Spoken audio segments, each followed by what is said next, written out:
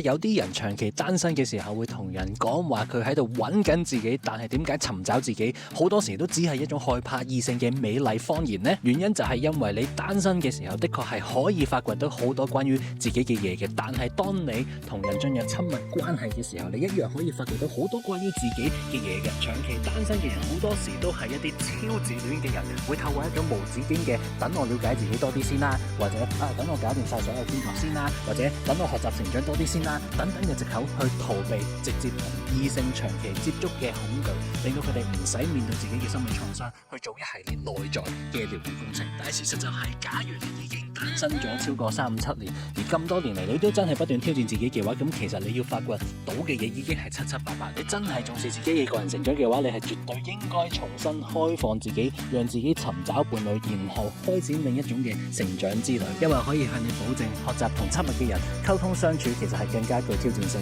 你得到嘅成長轉變係會更多，而生活質素上面嘅回報都會大好多嘅。